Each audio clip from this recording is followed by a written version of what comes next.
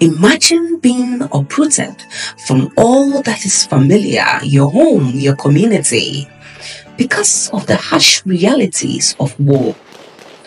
What would it feel like to face such adversity head on and not just survive, but thrive in an entirely new environment?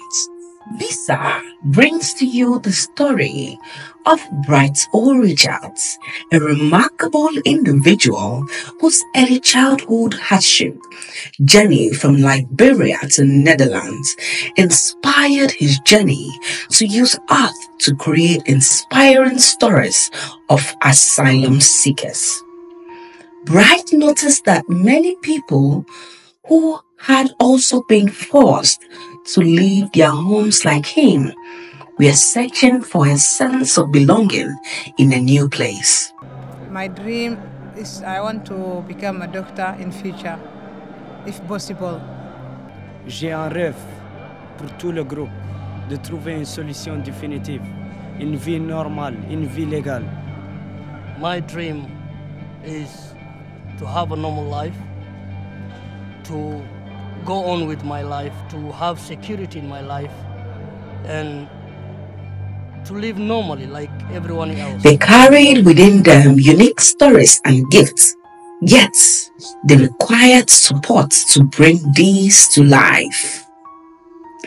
Through his story, we journey from struggle to triumph, touching the hearts of everyone who listens. It's story time. No matter who you are, where you are, or what you are, be inspired with stories from Africa. It's Visa. Visa with the time. Slow Visa. It's Visa. It's Visa. It's Visa. Visa with the time. It's Visa. It's Visa. Africa, gone is tomorrow. Today is here. Achievement to be accomplished. Nothing to fear. It's Visa.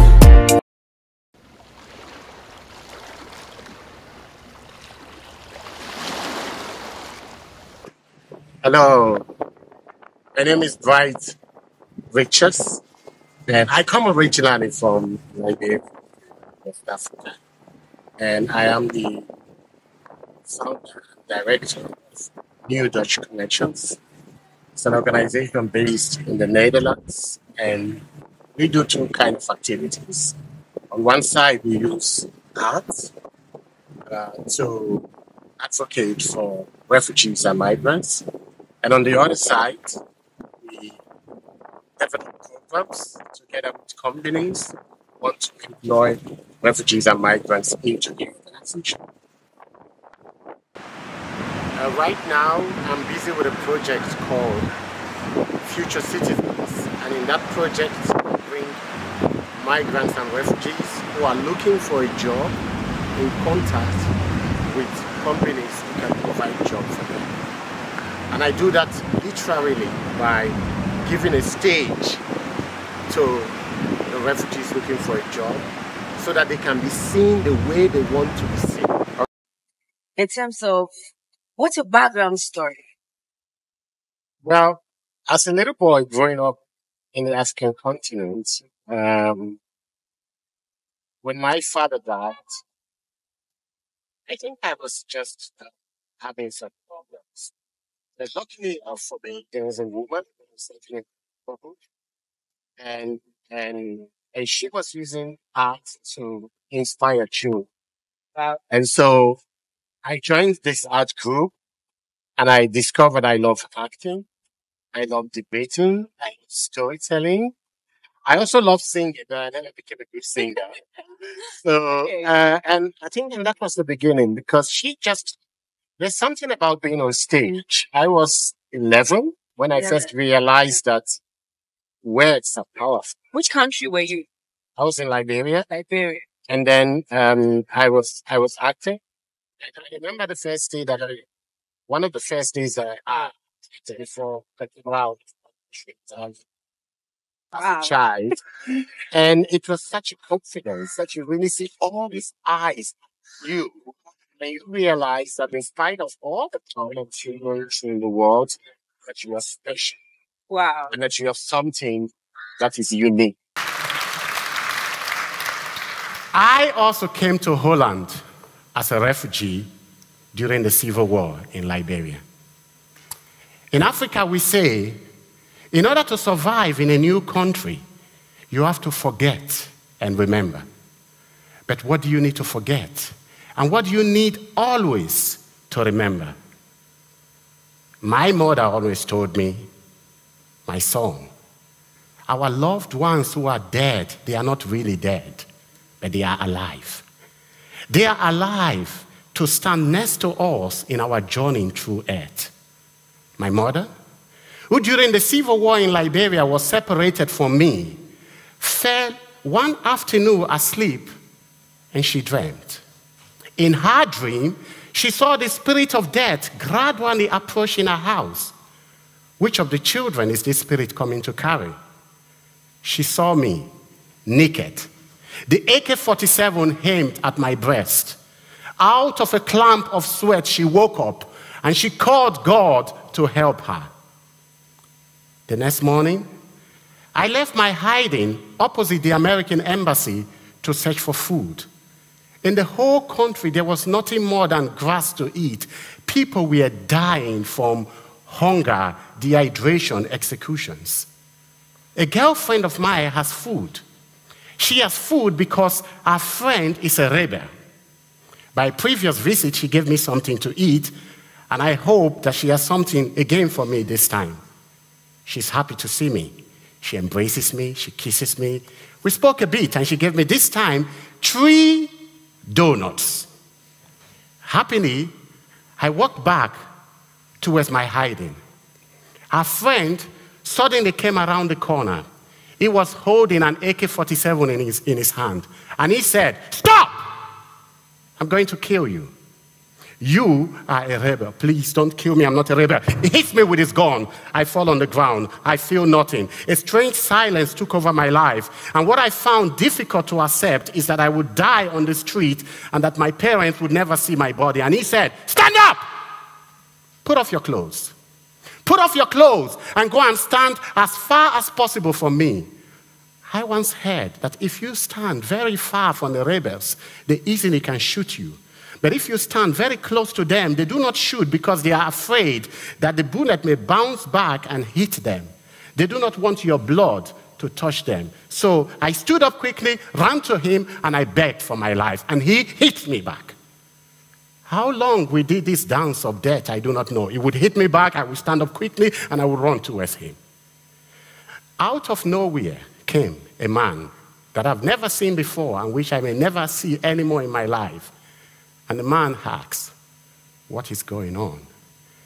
Crying, I tried to explain, but he said, "I know you. I know you." And he asked the rebel, "Please let him go." Who is this man? Why is he being listened to? And why should I live?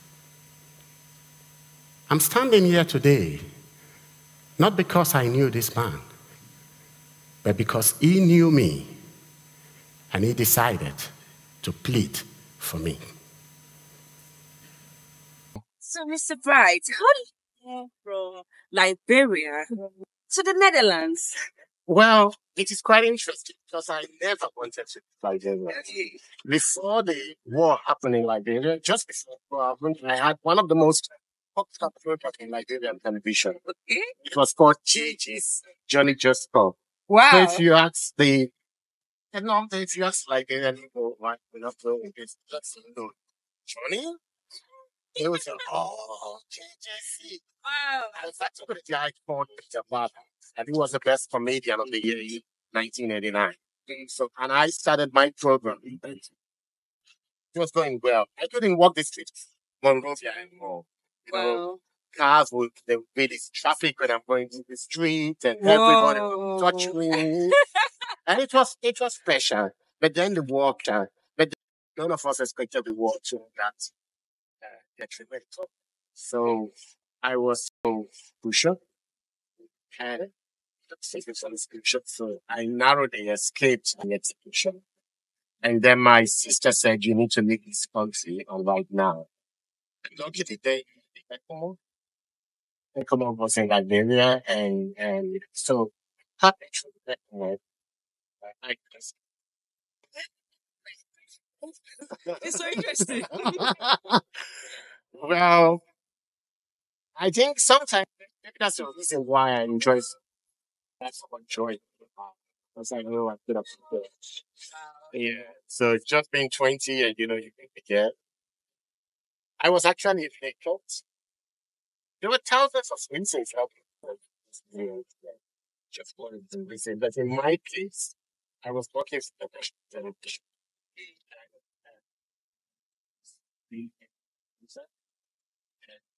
as well as guy just felt when I messaged. I was thinking and I'm thinking that somebody came up with somebody I never this was Vegas. I guess wait, no people know you. Okay. There's an African saying I'm told that if you want to vote,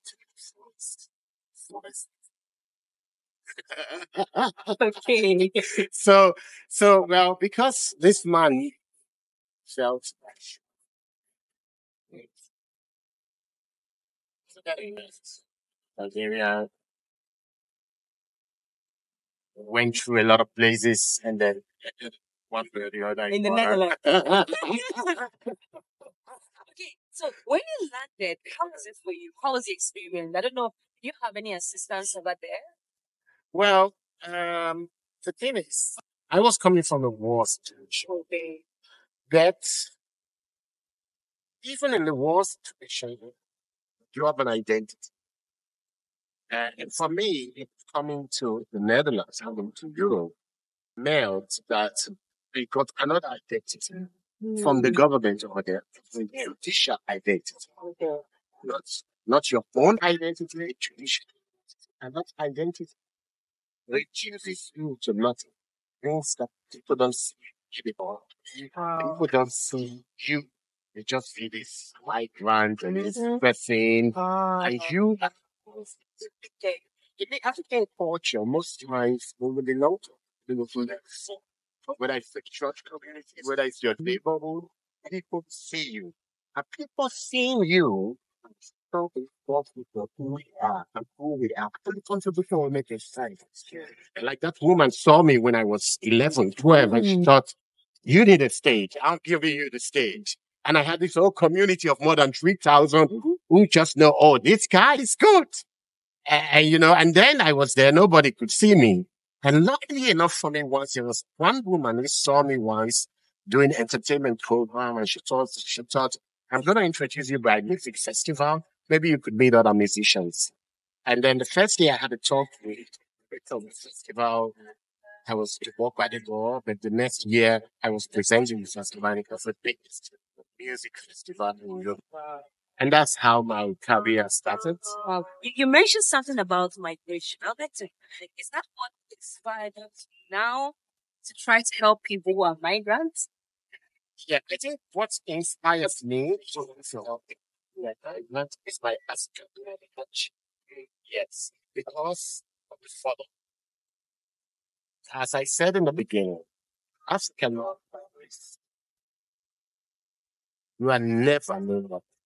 There's this African saying that if you want to know a madman has a family, go and then you will know even the madman on the street Yeah. has a family. And that is what I try to create when I'm working. Now I work with another strategy from Afghanistan, from Yemen, from Ukraine. So I try to help them so that you have the same aspect, the family. Like I was, there's this South African saying which I love. It takes a village to raise a child. Yeah. So I think being the African in helps me because I feel that they are not affected. And the second thing for me is the market. I love the African. I like the spirit of the African. I like the energy in the African market. Well said. I also like, I like the entrepreneurs that you see almost anything because we don't have a system. Yeah, yes, oh, yes, jobs. Yeah. So we everything. Most of us were told by mothers, even send ones. So they taught us something that we should always, look at ourselves as full different others. Look at ourselves proud. And we should also others who are as fact. So I think that's what inspires me. Uh, but also the guy who said, I know you.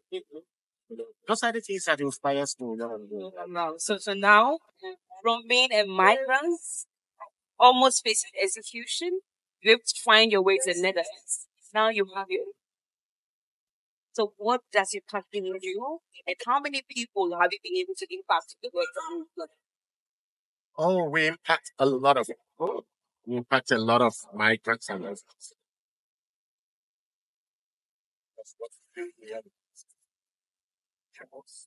jobs they want to do. So if somebody was an accountant, we helped them to get a job as an accountant. Okay. If somebody was working as an engineer, we helped them to get work as an engineer. If somebody was a Freemason. But to start with, we start by making them to know who is somebody.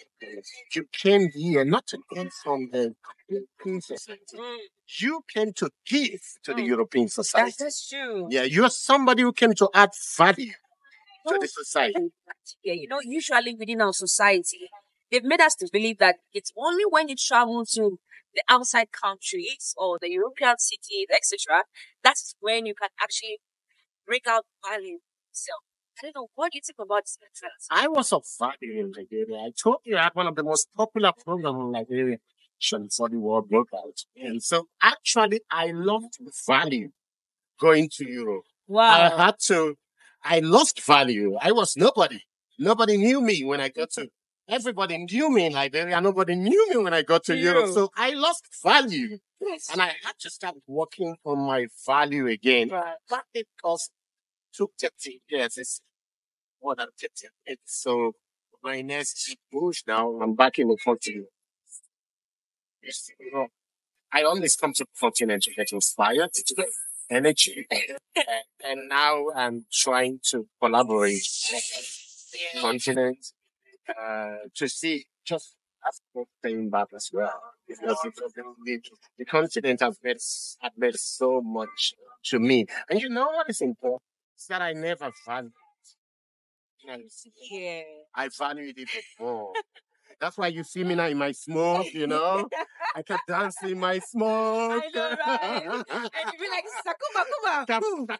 Ah. Ooh, ah. I can dance in my smoke. I can see the value. Yeah. Last week, this whole week, actually, we've been inspired by Yes. yeah, I've been inspired by Sankofa. And the first time I heard about Sankofa was in 2000.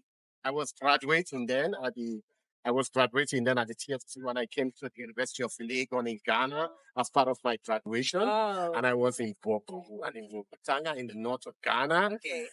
And somebody showed me the image of Sankofa in 2000.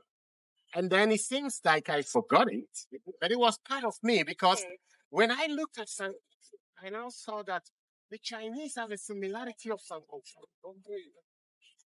Chinese have a similarity of Sankofa.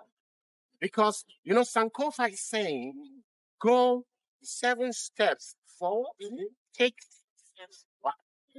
Go again 7 steps forward. So you keep going forward, taking a few steps backwards, looking at the past, looking at the parties, looking at all what was there in the past, putting it as part of your identity and moving forward. Yeah. And there's this beautiful African saying, which is relevant to being a migrant. It says that in order to survive in a new country, you have to forget and you have to remember. But what do you need to forget and what do you need always to remember? Okay.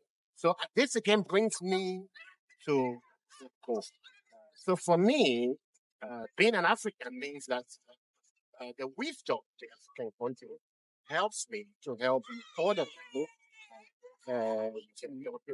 So do you think that Africa you saw like 30 years, 32 years ago is the same that you see now? And if not, what Africa would you like to see in the coming 50 years?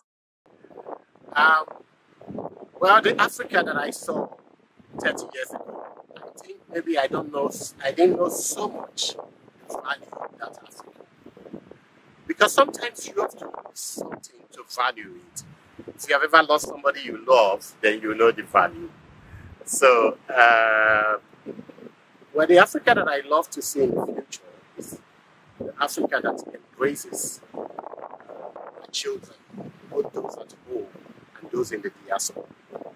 So, because we need both. We need those at home and we need those in the diaspora to form a family. Because the Africans, or those of African descent who live in the diaspora, they are longing to come back home. So, if we want to really make the continent great, like you have the state of Israel, which was all built by those in the diaspora, then we should also, as a continent, be embracing those from the diaspora, embrace them, and let them understand the depth and the beauty of our cultural heritage. Because, I mean, if you lose your culture, then you've lost everything. Wow, the element of Sankofa.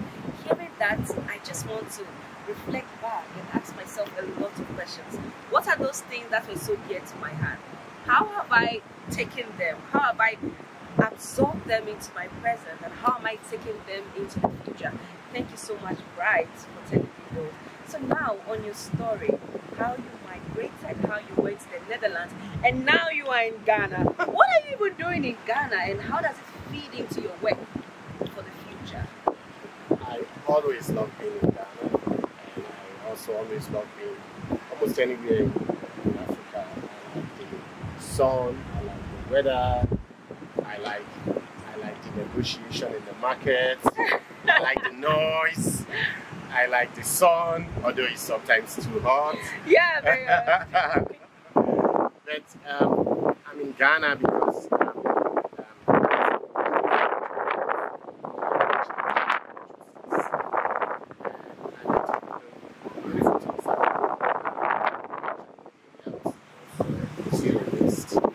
and I see that the youths in Ghana as well, and to see how I can work together with others that beautiful stories. And another reason why I'm also in Ghana just as an because this year, 2022, from the 1st of July 2022 to the 1st of July 2024, we as a Dutch government are reflecting the 150 years of the Wow. and officially the Dutch government have made excuses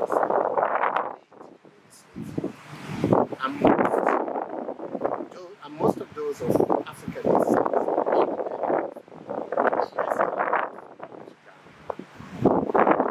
in 2020, I was making a documentary, and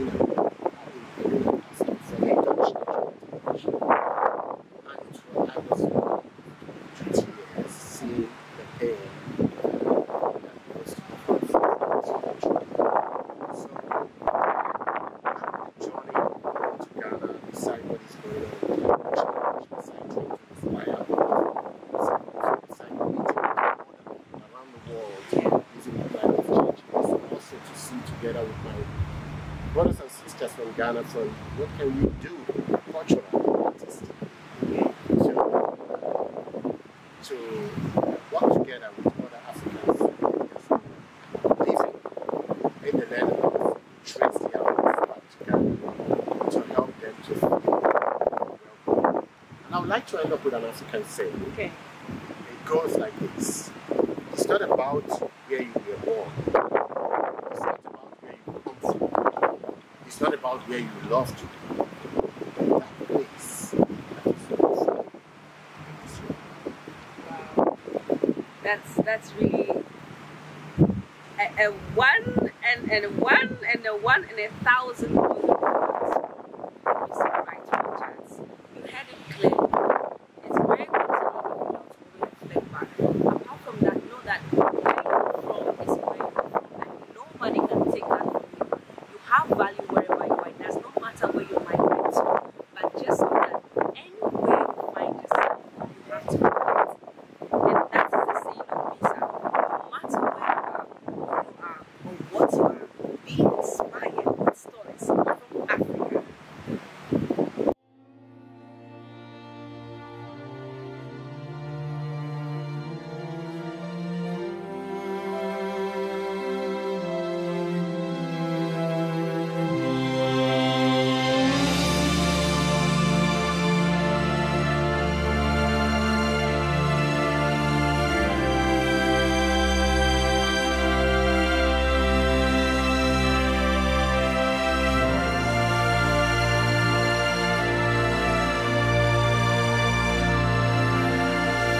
It's not about where you come from, not about where you were born.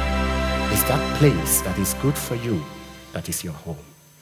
I hope you are inspired, because we are. Stay tuned and don't forget to subscribe to all our social media channels. It's displayed on the screen, and don't forget to press that notification bell to receive updates when they come by. It's Visa. Visa with the time. Slow